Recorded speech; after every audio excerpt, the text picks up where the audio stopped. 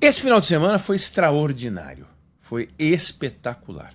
Como filme, é só copiar o roteiro e dar os primeiros momentos estão lá assegurados. Coisa inacreditável.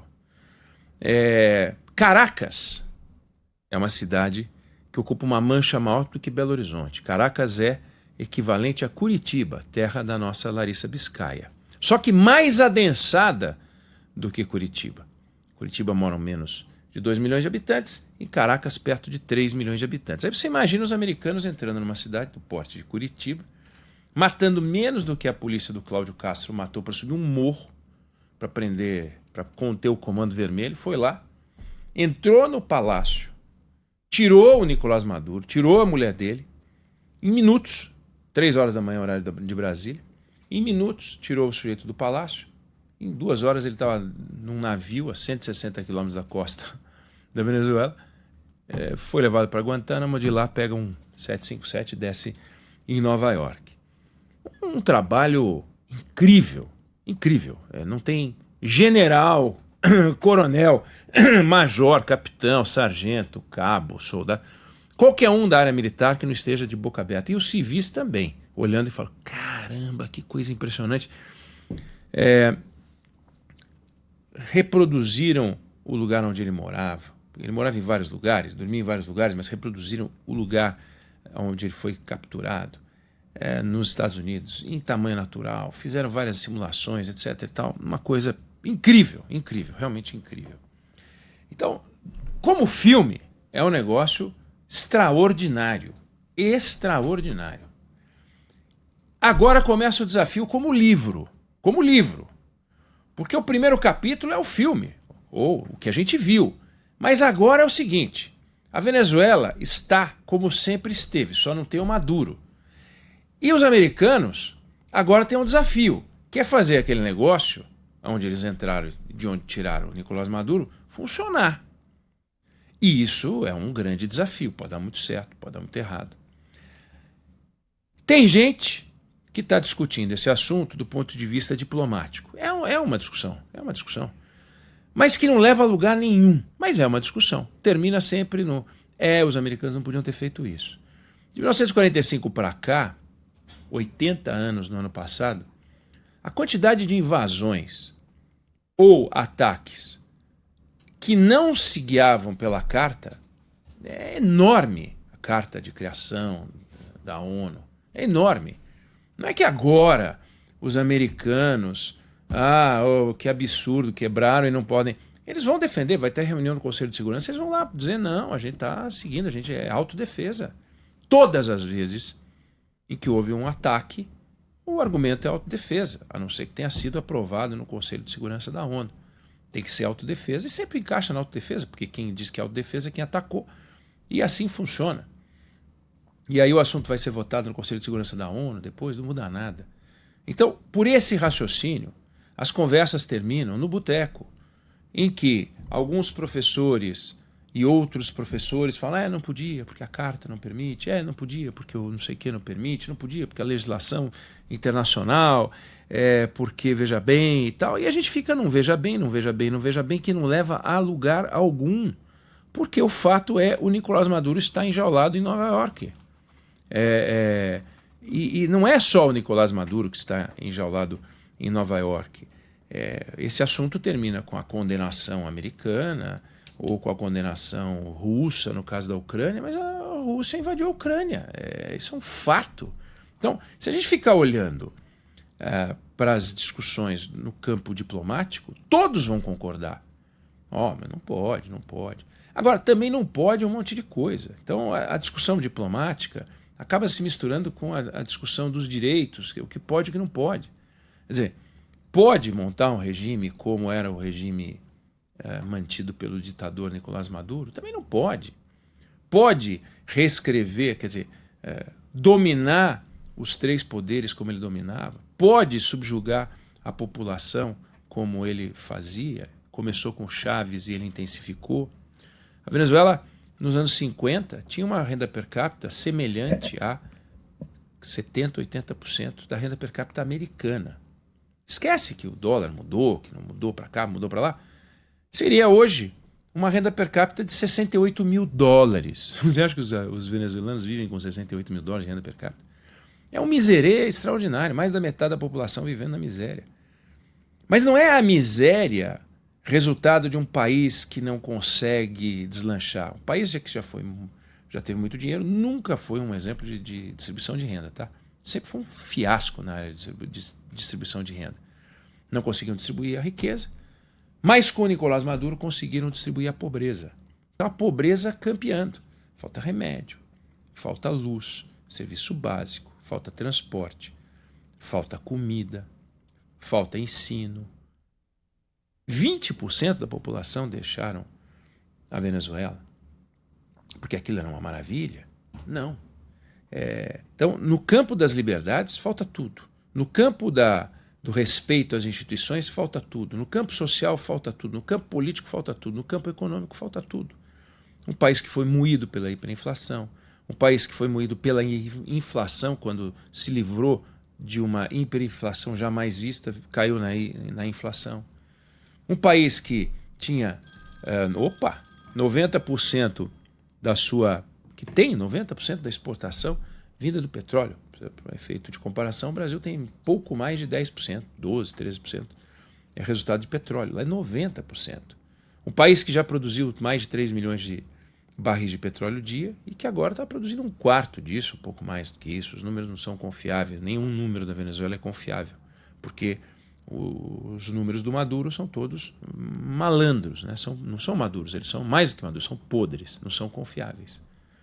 Então, essa Venezuela apodrecida, que destruiu a sociedade, que aparelhou o Estado, corrupta, que corrompeu o processo eleitoral, que corrompeu o judiciário, corrompeu o executivo, o legislativo, que distribuiu para os generais uma cleptocracia indiscutível. Essa Venezuela não conseguiu uma voz de solidariedade, tirando os lunáticos, mas eu estou falando de gente normal, séria.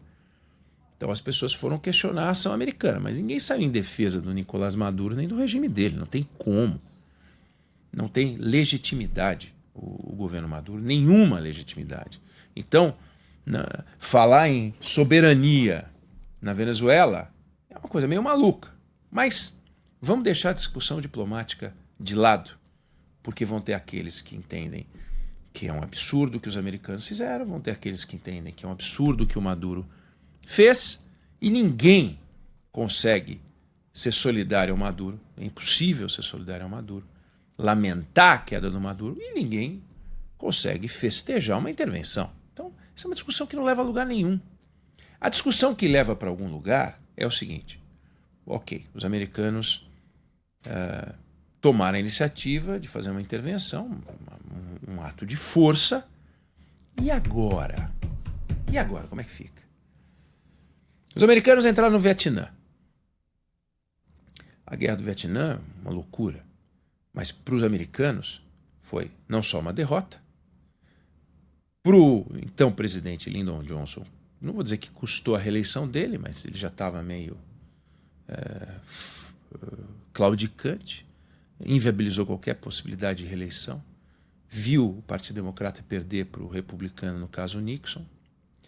Os americanos foram humilhados no Vietnã, perderam vidas, perderam dinheiro, perderam a guerra. O Vietnã virou comunista, o Laos virou comunista, o Camboja virou comunista, esse pedaço do Sudeste Asiático virou comunista, ou seja, não funcionou. Aí os americanos, em 2001, em função das Torres Gêmeas, entram no Afeganistão, onde funcionava o regime talibã. 26 anos, 25 anos depois, né? Ali funciona o regime talibã. Está tudo igual. Ok, mataram o Bin Laden. 10 anos depois, né? Bin Laden foi morto em 2011. Mas qual foi a transformação que os americanos conseguiram no Afeganistão? Não conseguiram no Afeganistão. Não conseguiram. Aí em 2003 os americanos entraram no Iraque. O Saddam Hussein foi apeado do poder, foi julgado, 3 anos depois foi morto pelas regras iraquianas. o Iraque era uma peça de resistência ao avanço do regime de Teherã, do Irã. E o que aconteceu? Aumentou o poder iraniano com a interferência americana no Iraque. Os americanos ficaram lá de 2003 a 2011. Quando saíram de lá, o mundo passou a conhecer o braço da Al-Qaeda que se instalou no Iraque, criou o Estado Islâmico. Os americanos voltaram para lá, foram obrigados a voltar para lá em 2014. Ou seja, todo mundo tem uma estratégia, todo mundo tem um plano. Mas, quando a vida real se impõe, é que a coisa complica. Então, agora, os americanos, a gente não sabe ainda qual é a intenção americana real, qual é o grau de profundidade que os americanos vão imprimir nessa gestão venezuelana. Não dá para a gente analisar, e só um lunático pode analisar, todos podem especular. Agora, analisar o que eu falei do Afeganistão foram 20 anos. 20 anos. O que eu falei do Iraque, de 2003 a 2011. 8 anos. Vietnã, olha que loucura que foi. Né? Nós estamos falando de 68 a 75. Não dá para a gente analisar agora um negócio que aconteceu no sábado, nem hoje, segunda, nem amanhã, terça, nem em março do ano que vem, nem em julho do ano que vem, nem em janeiro de 2000, e quando voltar a Larissa Biscaia, 2028 a gente vai saber. Não dá. Por quê? O que nós temos ali na Venezuela, veja, muita gente reclama do regime petista. O Lula entrou em 2002. Então, nós estamos falando de 24 anos de regime do PT. Mas, tira 4 anos do Bolsonaro e tira 2 anos do Temer. Nós estamos falando de tira 6 de 24. Lá, o Chaves entrou quando o Fernando Henrique foi reeleito, em 1998. 1998, se fosse 2000, 26, 28, quase 30 anos de regime chavista madurista. Você imagina como é que está a estrutura de poder lá dentro? Como é que estão as coisas lá? O Chaves foi eleito em 98, se reelegeu 3 vezes, 2000, 2006, 2012. Aí ele fica doente, morre, o Maduro entra em 13. Aí ele disputa em 13, vence em 18, vence, entre aspas, em 24, terceiro mandato. Então foram 4 eleições de um, 3 do outro. O saldo da gestão do Maduro, e já dá para falar em saldo da gestão do Maduro, saldo do chavismo não dá para saber. Dá para a gente arriscar que sim, mas não dá para saber. Pode ter uma reviravolta. É um desastre, derrubou o PIB brutalmente. O PIB da Venezuela já foi de 480 bilhões de dólares. O PIB da Venezuela hoje é de 120 bilhões de dólares. Gente, 120 bilhões de dólares contra 480. O PIB brasileiro é 18 vezes o PIB venezuelano. E a nossa população é 10 vezes, nem isso. 9, 8 vezes a população da Venezuela. A Venezuela vive numa miséria brutal. O Maduro, nessa campanha roubada dele, ele disse que haveria banho de sangue e guerra civil se ele não ganhasse. E ele é um cara de pau. Cara de pau. Ele veio para o Brasil, recebido pelo Lula, em maio de 2023, como se o Maduro fosse um estadista, hein? Aí o Maduro fez um discurso pela liberdade. Um governo liberticida falando pela liberdade. Um negócio inacreditável. Ele falou sobre igualdade. Claro, todo mundo miserável na Venezuela. Então você vê as reações. Você tem 2 tipos de reação. Tem a turma que não tem contato com a Venezuela, mas dita regras na discussão acadêmica, na imprensa, todo mundo lamentando. E você tem a vida real, que são as pessoas que sofreram o regime. Agora, como é que os americanos vão fazer para recuperar a Venezuela? Como é que funciona esse negócio? Dá para fazer isso sem convocar eleições? Dá para fazer isso simplesmente deixando a vice-presidente lá? É legítimo? Pô, se o presidente é fruto de uma fraude eleitoral, faz uma negociação com a presidente, com a vice-presidente, meio que tudo bem. É um negócio meio complicado, né? Você tem um país que viu um presidente experiente, que foi o Rafael Caldeira, enfrentando um colapso bancário. Então, quando corroeu um pedaço do PIB, foi uma destruição brutal. Quando entra o Chaves em 98 no discurso que mistura combate à corrupção com combate à pobreza, há uma expectativa. Você tem mais hoje uma pobreza brutal. Os americanos têm que refazer as instituições ou patrocinar a reconstrução das instituições, a Suprema Corte deles totalmente carcomida, o meio militar carcomido, o processo eleitoral. Você imagina, gente, aqui no Brasil, vereador, deputado estadual, deputado federal, os caras têm uma estrutura paralela, e todos eles têm uma turma que fica na volta dos políticos. E aí o camarada vai visitar um bairro numa cidade lá, chega lá, tem uns 3, 4 caras, você nunca ouviu falar, você não sabe quem são, mas são os caras que mandam no lugar. Aí é o camarada que vive de favorzinho, pequeno favor e outras cocitas. Isso numa democracia. Agora você imagina na Venezuela como é que era a estrutura. É o general que comanda a milícia, você tem aquelas estruturas de informação. É uma loucura. Imagina a nova presidente ou o futuro presidente, seja lá quem for, chegando. Não confia na secretária, no secretário, no motorista, no vizinho. É uma loucura. Então, é o que eu disse. O filme que a gente assistiu impressiona. O livro vai ser um daqueles livrões grandes, cujos primeiros capítulos vão ser escritos agora, mas que vão ser escritos ao longo do tempo. Não dá para falar em sucesso, não dá para falar em fracasso. Dá para falar na interrupção de um modelo fracassado. Dá para falar na interrupção, interrupção, de um modelo que destruiu uma sociedade. Gente, 20% de êxodo é inacreditável. 1 em 5 deixaram e foram para os países vizinhos, porque eles não aguentavam viver. Você sabe o que é deixar o seu país? Porque você não consegue viver. O Brasil, com todos os desafios que a gente tem, você não tem êxodo no Brasil. Ah, mas tem gente que vai morar em outros países? Tem, mas conta-se nos dedos. 20%. Então, essa gente está festejando. Está festejando. Quer mudança. Os americanos estão falando em mudança. A expectativa é por mudança. Mas, por enquanto, tudo que a gente tem é uma Venezuela exatamente igual ela era na sexta-feira, antes do Nicolás Maduro ser tirado de lá. Não mudou nada. Nada. Só não tem o Nicolás Maduro.